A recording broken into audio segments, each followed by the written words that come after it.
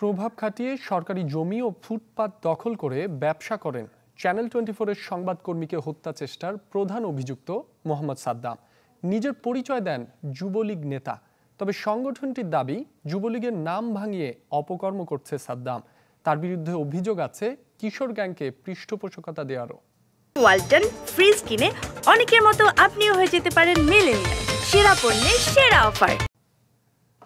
নাম সাদ্দাম, পরিচয় দেয় যুবলীগ নেতা হিসাবে। চ্যানেল 24-এর ক্যামেরা পার্সন সেলিমুল্লাহকে হত্যা চেষ্টার প্রধান অভিযুক্ত। এই সাদ্দামের বিরুদ্ধে অভিযোগের শেষ নেই। চট্টগ্রাম নগরীর মনসুরাবাদ এলাকায় প্রভাব খাটিয়ে পিডিবির পরিত্যক্ত জায়গা দখল করে ব্যবসা চালাচ্ছে সে। অভিযোগ আছে কিশোর গ্যাংকে পৃষ্ঠপোষকতা দেয়ার। সে পিডিবির জায়গা দখল করে রাখছে, সড়জনপথের জায়গা দখল করে ওইখানে কারখানা করছে। পিডিবির এখানে লেখা আছে ঢোকা নিষেধ, ওইখানে ওই সাইনবোর্ড ফেলে দিয়ে সে তার মাল ফার্নিচার মাল ঢুকে রাখছে। এই কোনো কিছু কারোর সাথে লাগলে সে পোলাপাই নিয়ে আসা ঘর ভাঙবে, মানুষের ঘরে ভাঙচুর করবে, দোকান ভাঙচুর করবে।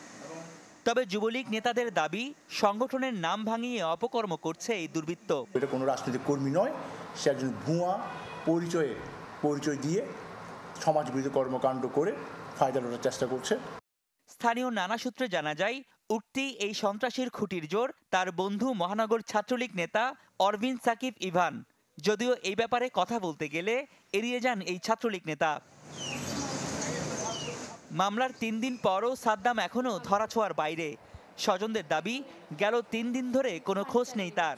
তবে তাকে গ্রেফতারের চেষ্টার কথা জানায় পুলিশ। আমি বাসায় আসি দেখতেছি ও নাই, এরপর শুনতেছি যে ও আর আসবেও না। এখন ও কি ভালো আছে খারাপ আছে ওইটা আমি নিজেও জানি না। প্রধান যে অভিযুক্ত সাদ্দাম হোসেনকে গ্রেপ্তারের জন্য আমাদের সকল উপায়ে, যত উপায়ে সব উপায়ে কাজ করে যাচ্ছি আমরা, বা সাধারণ সাথে চেষ্টা করে যাচ্ছি তাকে গ্রেপ্তার করার জন্য। তো আমরা আশা করছি 2 দিনের মধ্যে তাকে গ্রেপ্তার করতে পারবো। সেলিম হত্যা চেষ্টার প্রধান অভিযুক্তকে গ্রেপ্তার করতে না পারার পাশাপাশি মামলায় আটক 7 জন জামিন পাওয়ায় ক্ষোভ জানান সাংবাদিক নেতারা। আহ্বান জানাচ্ছে যে পুলিশ প্রশাসনকে খুব দ্রুততার সাথে সাদ্দাম সহ যারা এই ঘটনার সাথে জড়িত, এই ন্যাক্কারজনক হামলার সাথে জড়িত, তাদেরকে গ্রেপ্তার করা।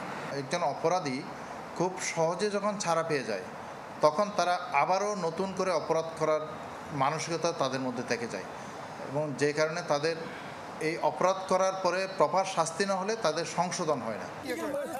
গেল রোববার রাতে 2 গ্রুপের মারামারি দৃশ্য ধারণ করতে গিয়ে হামলার শিকার হন সেলিমুল্লাহ।